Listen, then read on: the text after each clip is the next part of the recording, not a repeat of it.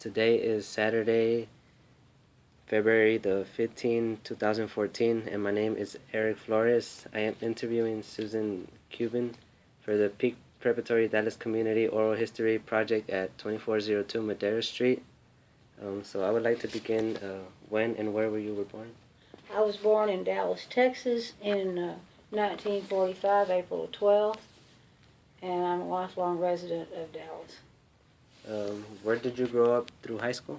Dallas, went to high school in Dallas. What did you do after high school? I went to SMU. Okay. When and why did you move to Dallas?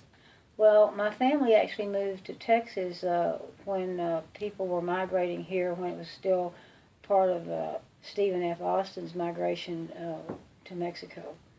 And then that was one portion of my family, and the other portion came during the American Civil War. So they actually came as part of the migration that when Austin was setting up his settlement agreements with Mexico. So they came actually when it was part of Mexico. So I didn't have much to do with actually being here. I was just born here. I'm part of like 5 or 6 generation Texan. Okay. I would like to begin by asking you, how did people react to the draft of the Vietnam War? Well, overall, people were very, very angry. The Vietnam War, in terms of the draft, meant that individuals, men who could go to college and stay in school and not flunk out, ended up avoiding going to war. But people who either didn't have the money to go to school or somehow were unable to make the grade ended up being drafted. So the Vietnam War was very much a war fought on the backs of blue-collar kids. Most of my friends ended up avoiding going because they basically stayed in school, although I had a few friends who went to Canada and some went to Australia to hide out from the draft. Okay. What were some of the stories that you heard about the war? Well, I had numerous friends who actually served in Vietnam, and of course, probably the biggest story that was a story about atrocities. It was heard nationwide was what was called the My Lai massacre. A village called My Lai was said to have been wiped out and by American soldiers, but because I had worked at the Veterans Hospital in the psychiatric unit, I had been told by some of the patients that they had done things like cut off the ears of people and kept a string of them, or they had tortured prisoners themselves or set fire to villages. One man told me that he had shot a woman at close range because she threw a grenade into a helicopter full of wounded men. And also I'd been told by several different men that sometimes babies and young children were sacrificed by having explosives tied to them. And Americans would approach them and ended up getting blown up. And I think probably a number of those stories were true. How did the media portray the war here in the United States? Well, interestingly, the media had a lot of what would be called raw footage that on television that was, much of it was in color, and it really wasn't filtered or edited that much, and for the first time, people were seeing the war as it really was, and it really made the country upset. Even people who were very patriotic were beginning to see that their sons were being sacrificed and were being shot and maimed in battle because it was being shown on the 6 o'clock news. Because after that, particularly after the Vietnam conflict, you didn't see war footage anymore. The United States government controlled it, but you saw it up close and personal during the war. And it was the first time that it had ever been done like that. And ever since then, you don't see it. The journalists are called called embedded now, and they don't get to just show anything. And they also showed the caskets coming into Dover, Maryland, and people were very much aware of how many dead people were coming in, dead soldiers. Would there be like soldiers that were often like killed, but people didn't know about? Well, no, just a number of bodies coming in, caskets coming in. But you would see on the news, on the 6 o'clock news, you would see the guys being shot because the photojournalists were taking these pictures, and you'd see them being shot, and the medics would be running over trying to get them some help and get them off the battlefield. And this was not a declared war. How would most Americans act during the war? Well, there were initially there were Americans who were saying, you shouldn't shirk your duty. You should go ahead and serve your time. But increasingly, parents were getting upset because they were seeing their sons were being lost or shot or killed for nothing, and so it began to divide the country and make some of even the older, more patriotic, more conservative Americans start looking at, why are we even in this thing? Because this is a civil war between the North and the South of Vietnam. It would be just as if during our American Civil War, if suddenly Belgium had come over and started interfering in it. And they began to look around and say, well, why are we interfering in a civil war in Vietnam?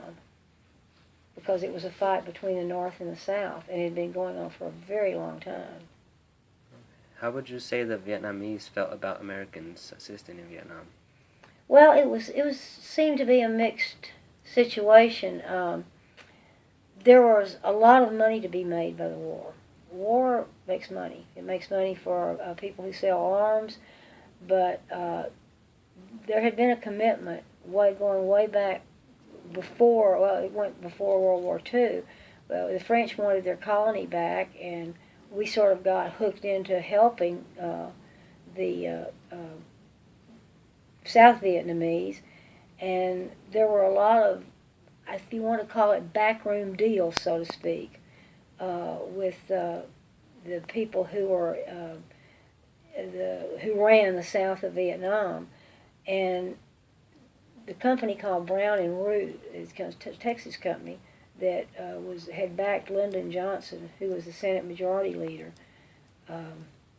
They stood to make a great deal of money in Vietnam. So Vietnam was, yes, it was a civil war, and yes, we were involved, but on another agenda holds like it's like there's a game going in the front room, but there's a poker game going in the back room, and the poker game in the back room was Brown and Root was making oodles of money off the war, and that's because the reason I know some of that is I had friends who had worked for what was called Air America, a secret operation that took place in Laos, and I knew guys that were flying for it.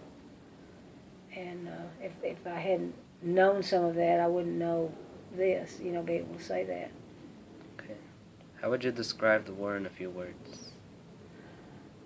A scam, and there may even have been oil involved. I've had friends who escaped after the communists came in, and they were mostly people who were Chinese and Chinese Vietnamese, and several of these people told me that they saw what looked like oil field equipment coming in, and we had dug a deep water port in a place called Cam Ranh Bay, ostensibly to offload military equipment, but the other thing you do with a deep water port is bring in tankers for oil, so it's really hard to say, but I think that the Vietnamese that stood to make money were glad that the Americans were there, and the Vietnamese who were communists didn't want us there. It was very complex. Initially, when the end of World War II, Ho Chi Minh came from France, and he was set up as communist leader, and he wanted to be recognized as a country, but we wouldn't recognize him. And the French were wanting our support to get their colony back, and they had historically treated the Vietnamese as little more than slaves in the rubber trade. Big companies like Michelin tires, and they abused the Vietnamese and treated them like, well, cattle basically, and they were treated very poorly, and the Vietnamese had enough of it, and the French marched an army against them, but little did they know that the Vietnamese actually dragged artillery and opened up on them in a valley called Dien Bien Phu in 1952 and just shot the hell out of the French. And then we were sort of caught in a promise, yes, we'll help you. And it was the promise that was like, yes, I'll help you. It was like having a relative that was on drugs, and all of a sudden we got dragged into it, and we began to send military advisors, and it just escalated a little at the time. In 1964, I graduated from high school in 63, but I knew people who were already career military, and they were going over there supposedly to help the South Vietnamese, mount their army, but it just got thicker and thicker and more and more. And again, companies that supply arms and hard goods for a war in America were making out like bandits. They were making really good money because war makes money. Okay. And so, again, the South Vietnamese that were hooked in to make money liked it. The communists didn't like us. So during the war, did you study nursing? No, I was studying chemistry at the time, and ended up having to drop out of SMU for reasons of financial reasons, and because my mother and dad were both sick, and so I went there about 3 years, and then I started working, and I ended up having to take care of my parents because of their health. And I was an only child, and then I had grandparents. I had to take care of them, and one thing led to another. I actually studied nursing because I had a bad back, and everybody wanted to operate on me, and I wanted to find out exactly what would go on behind the scenes. So I got an RN license, and then went to work for Scottish Rite so I could work around orthopedics and find out what was real and what wasn't. How do you think the war began? The war began as part of history from colonial French entangling the United States in their desire to get their colony back.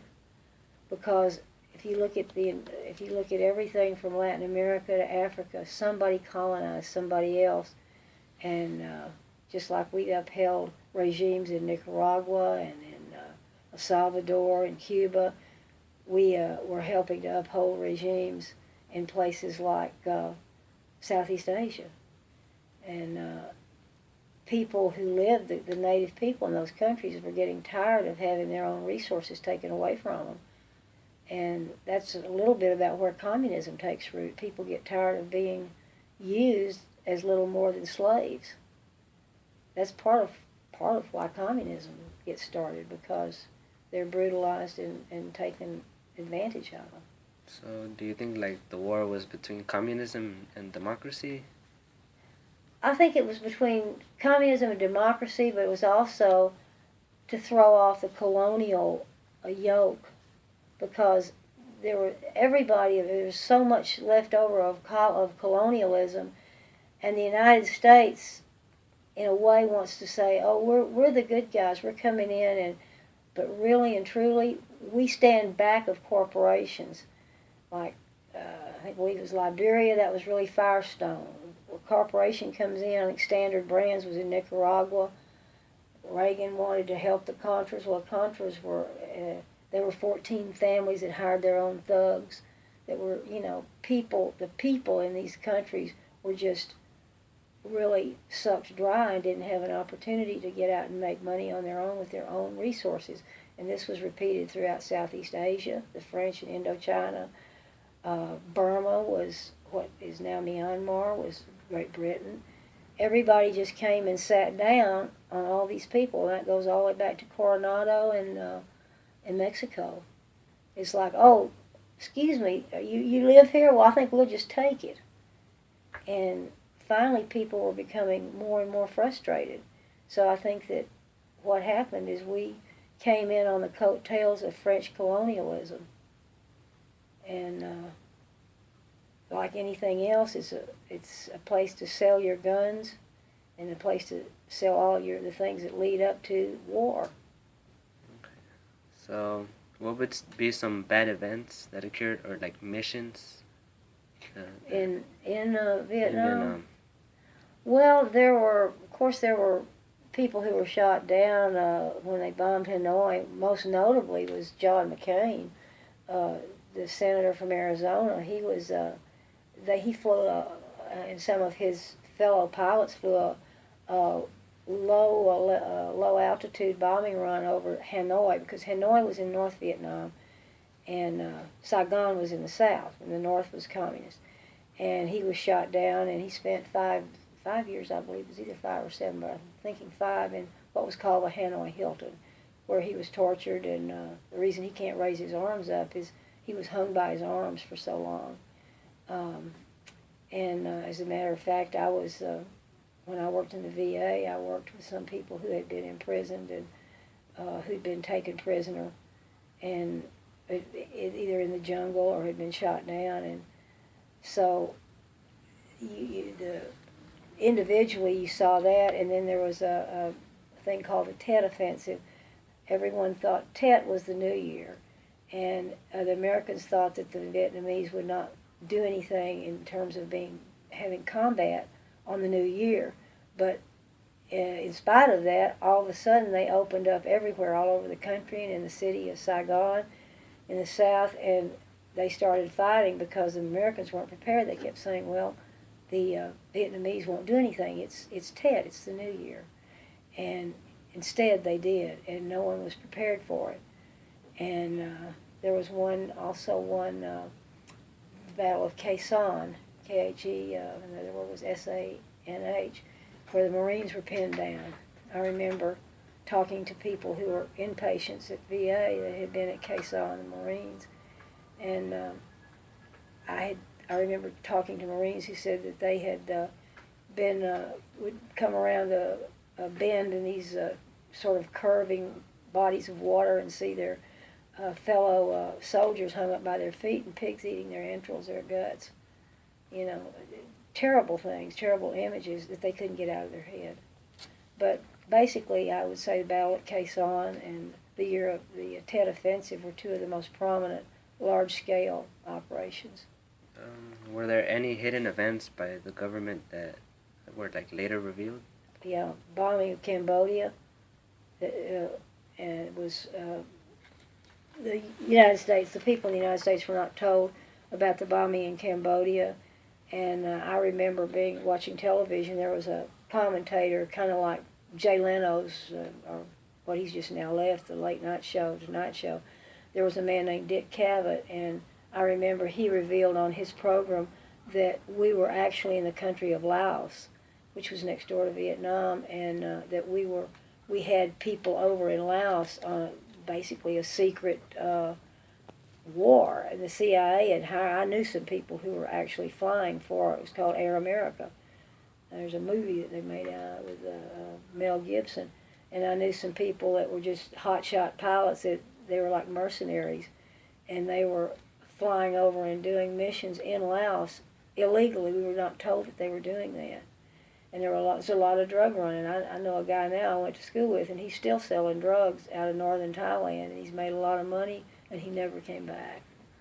It was called the Golden Triangle. It was up in northern Thailand down to Bangkok, because a lot of people went for the R&R, rest and relaxation, to Thailand, but there was a lot of drug trade and a lot of drug trafficking and use of drugs during the war, because I guess in a way, if you're in a terrible situation, it might be a rational response to use drugs if you're in a war that doesn't make any sense.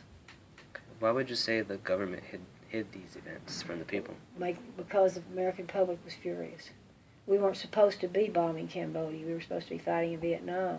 We weren't supposed to pay individual pilots to go into Laos and be in their airspace doing things. And it was supposed to be just the borders of Vietnam. And it was a big deal. Oh, it was a really big deal about when it was revealed that we were bombing Cambodia. The excuse was that the Vietnamese were running over into Cambodia and coming back, and so that they'll just go ahead and bomb Cambodia, which was, a country that was next door. But the upshot of it was, well, you should tell the public that you're bombing Cambodia. It's embarrassing to be bombing. It'd be like if we decided to bomb Oklahoma from Texas if we didn't want to tell anybody. So it created terrible, terrible press. And another thing, just and Lyndon Johnson was president, and he did what was called escalate the war. He really just drafted the heck out of so many, many more guys. And if you weren't in school, or I guess if you were married and had 52 children, you weren't going to go. But a lot of guys went and died that really didn't need to go because we were intervening in a civil war that we didn't need to be in. It'd be like if you heard that there was a fight going on in South Oak Cliff between two guys you didn't know, and they both had guns, and somebody put you in a car and ran you over there and put you in between them. You didn't even know the guys, and you got shot. That's about how much sense it made. Okay. So, how did the Vietnam War affect society in the United States? Well, one thing you saw, we'd already seen the rise of what we call psychedelic drugs, the rise of the use of LSD from 1966, and a lot of actually very well-educated kids were questioning their education, the relevance of education, saying, we don't want to just study history and math and English. We want to know how is it relevant in society. And you saw kids that were a lot of white middle-class kids saying, why are we not being more inclusive and looking at more ethnic minorities and looking at being able to bring other people up. You saw more activism out of the Latino community, the African American community. Make our education relevant, link it to something. Teach us real history, don't just teach us the BS. And because the history you learned in high school wasn't the real history. Don't teach us cowboys and Indians where the Indians are all bad guys. Teach us like the first biological warfare was against Indians. And people were screaming for something real. And it also led to the abolishment of the draft. And it was the hell no, we won't go. People were burning their draft cards. They were occupying buildings and universities and saying, we want education that's not a pack of lies. We're not going to just sit around and be, neatly in little button-down collars and say yes ma'am and yes sir. We want to know what's real. And of course the whole idea, if you ever look at pictures of people who were quote hippies with the long hair and the make love not war, and you saw the first mixing of people of different ethnicities, and white kids that were especially from upper class well-to-do homes going out and trying to go to the Peace Corps and to quote make a difference, and their horrified well-to-do prejudiced parents saying, my God, look at my kids, we spent all this money on them, and now they want to go somewhere like to the border of Texas and Mexico and help out. But, that was a very positive thing for people. But it also led to older people saying, maybe we need to look at our values. Maybe our kids don't need to be going over there. So all generations felt something different. It made them re-examine their values. And that was good, but it was bad that we lost a lot of people. They died. So, knowing all of this, do you think the war affected American culture or changed it? Absolutely. Absolutely changed it. Drugs helped change it too, but I think drugs were more like adding cinnamon or something to the mix. The war itself, it was finally, we're not going to do this anymore. Just like Korea was never a declared war. We just sort of slid into it like a playground fight. Nobody ever declared it, and it led to an amendment. Was it the Bolin Amendment? I'm reaching here, I can't remember. But it led to an amendment that said you can't have what's called a police action. You have to go ahead and declare war. You can't do that. And if you'll notice now, something has happened in the United States because we're now the longest period of war that we've ever been in Afghanistan and in Iraq. But we did have Congress said we could go on and go in there, but who's making a lot of money is Halliburton and another company called Flores, which is like related to Halliburton, and that was Dick Cheney's company when he lived here in Dallas before he was vice president. He was the CEO of Halliburton, and they've made lots and lots and lots of money. Have you ever seen a movie called The Lord of War with Nicolas Cage? I recommend it highly. It's really shows you a lot about how money is made off war. So, what were some of the peace movements to stop the war here in America? Well, you had the Students for Democratic Society when they were sort of relevance in education, the opposing the war and the draft. There were numerous anti-draft movements. I guess the SDS, the Students for Democratic Society, they were the ones that really got more radical and like blowing some things up and setting fire to buildings that held the draft records. And some of those people went. There was called the Weather Underground. I had some friends that were in that when it started out. It was called the SDS, Students for Democratic Society. And then when it went to the Weather Underground, they got really, really hardcore, with automatic weapons and bombs. And there was just let's go ahead and try to destroy where the records are kept for the draft. But there were various peace movements that even sort of infiltrated the, say, the Black Power movement, the Southern Southern, I can't remember, Southern Negro Leadership Conference.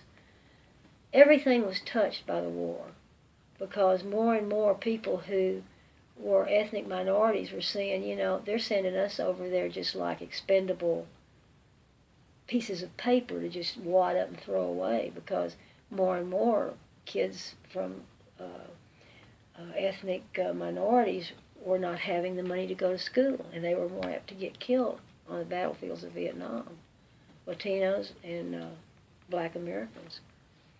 And of course there was a La Raza movement, and of course Cesar Chavez's movement was for the lettuce pickers and for migrant workers. But those kinds of movements also consolidated people to say, look, we are not expendable units. We're important.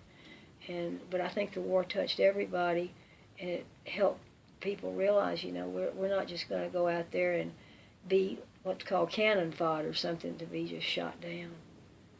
And I think it did lead to people who had been treated poorly as ethnic minorities to saying, look, I need an education. I'm important. And in that respect, I guess maybe the people didn't die in vain. So there were a lot of movements here in the United States? Yes, I mean, some of them were local movements, but I would say the Weather Underground and the Students for Democratic Society touched a lot of everything, in terms of peace movements. And sometimes they would call peaceniks, or you would see there was a big, a huge gathering on the Mall in Washington, the big area around the Capitol, and that was an enormous movement where people came from everywhere. And another thing that was interesting, it was said that was the first war where people had music, because they had portable ways to have music. It was the first war that had music, and so there were artists like Bob Dylan and even the Beatles, and there was folk music sort of preceded some of that, where they were like Peter, Paul, and Mary. How many wounds, so white doves say, before you can sleep in the sand. You'd have all this, how many wars, how many wounds. You saw folk music, rock and roll, the message of why do we have to keep fighting. And so it was interwoven with rock and roll and folk music. So music and rock and folk music all had a great importance in being sort of the soundtrack of the war.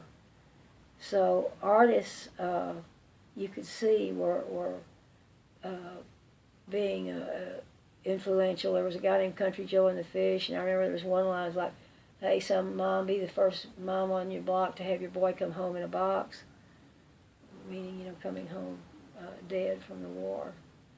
And, the establishment in Washington really didn't like that, the military, but it was, it galvanized society to say, we don't want the draft anymore.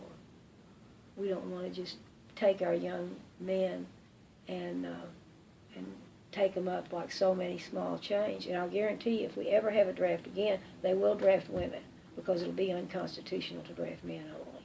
And you talk about some people who'll be squealing when you start drafting women, because they draft women in Israel. One of my friends went to visit. She was had dual citizenship, Israeli and American. She was 17, and they were going to keep her. So it makes a difference. Is it fair to draft men only? No. Is it? And to me, if you were wealthy enough to do, you could get out of it. But to me, if they're going to ever draft again, I don't care how well off you are, you need to go. Stop school. You shouldn't allow. Ask a poor boy to go, and a well-to-do boy not to go. It's just wrong. And the same thing with a girl. Just, well, I shouldn't say that. Tufsky shitsky, like they say in the Polish Marine Corps. It's wrong. Nobody should have so much money that they get out of it. Because I saw too many people who didn't have the money or the means to stay out of the war. It's different in World War II. The whole world was at war. So, were there any movements in Vietnam from the Vietnamese to stop the war, too?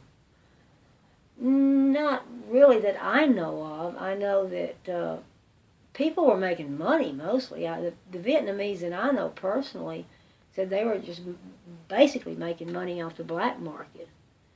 I actually went to Fort Chaffee, Arkansas, and helped with relocation of the Vietnamese that were coming in.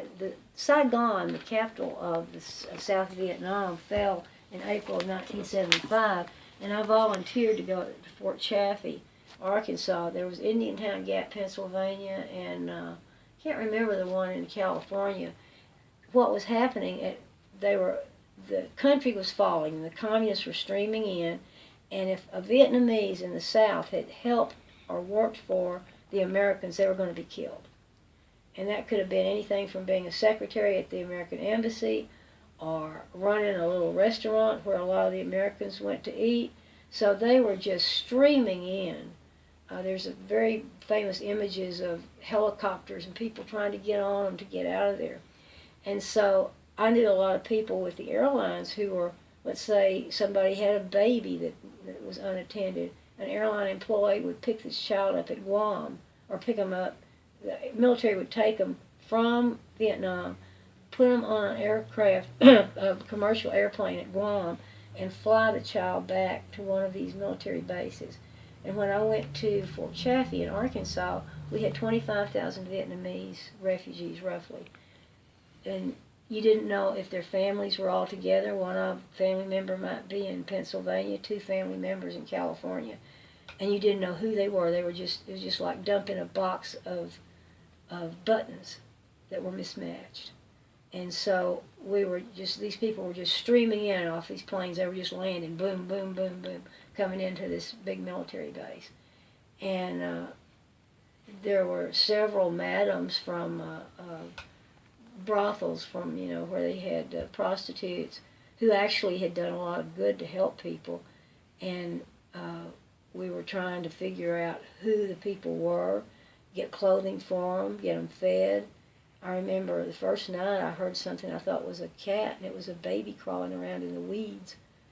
And, like I say, the people were just coming in, streaming in. And we were trying to match up people with, so many had the same names, Trong and Nguyen and Tran, and trying to figure out who did you come to. Some mothers would just say, take my baby, and didn't come. So the baby was completely alone.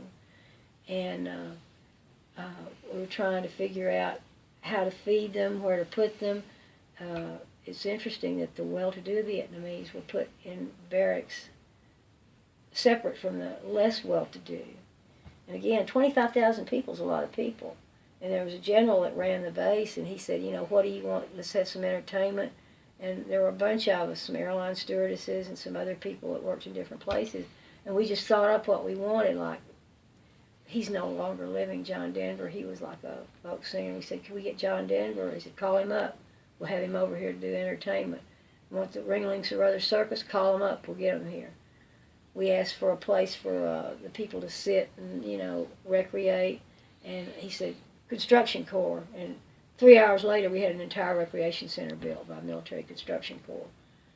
And anything we wanted, I sat up all night one night and with catalogs like Sears and Roebuck, and with one military officer, and we just bought clothes for everybody. We just said this, this, and this. So did these people stay here in America? Or Yeah, were they they stayed in America because each country agreed to take a certain percentage of them. And I don't know how many were in Pennsylvania and how many were in California, but we took many thousand of them. But that was the first wave to try to get them away from the communists so they wouldn't be killed. Because anybody that had anything to do with the Americans would have been killed, decapitated, shot.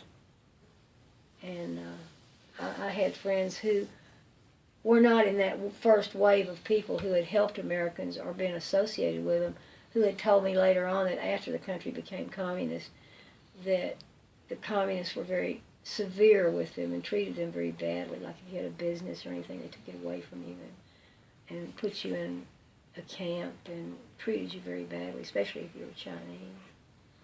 So would the war have a positive or negative effect on the American economy?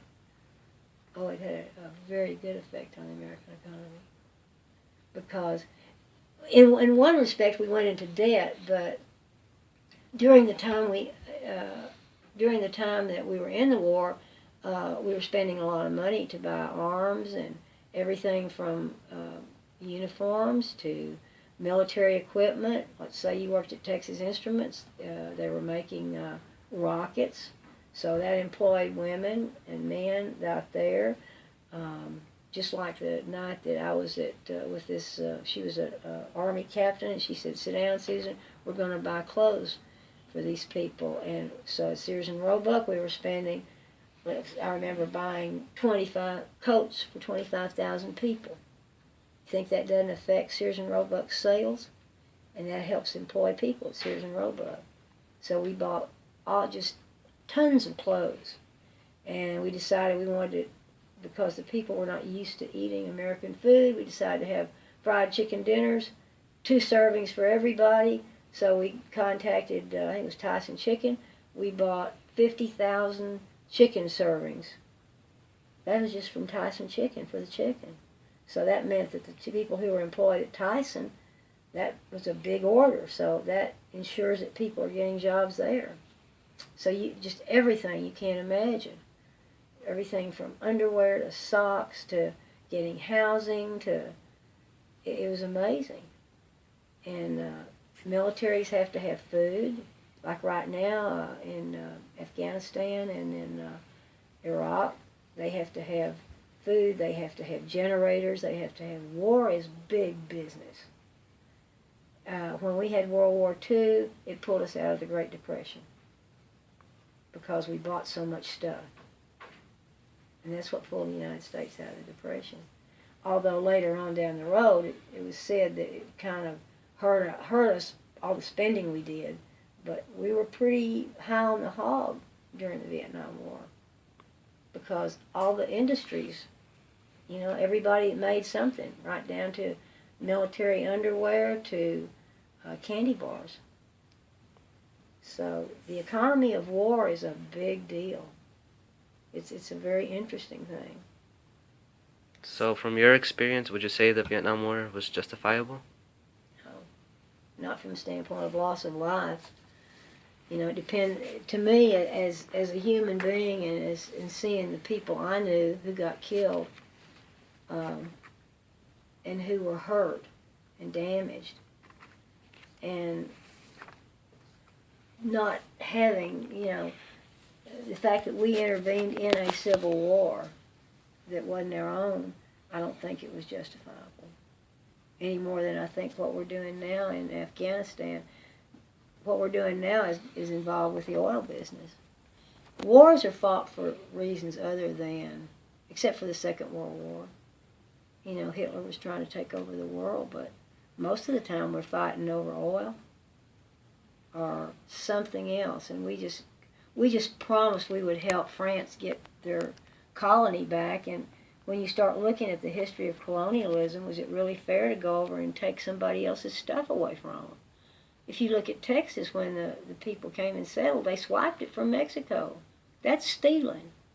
They were supposed to become Catholic, follow the rules, and and in exchange they got land. Well, they didn't follow the rules and regulations, and then fought a war against Mexico to take property that wasn't theirs to begin with. I would call it stealing. So you feel like the war was... But I think in the same respect that we were trying to help France get their colony back, that they really illegitimately just came over and sat down in the middle of somebody else's country and said, oh, boy, I'm going to lick my chops. Here's all these rubber trees. I'll just take them away from people.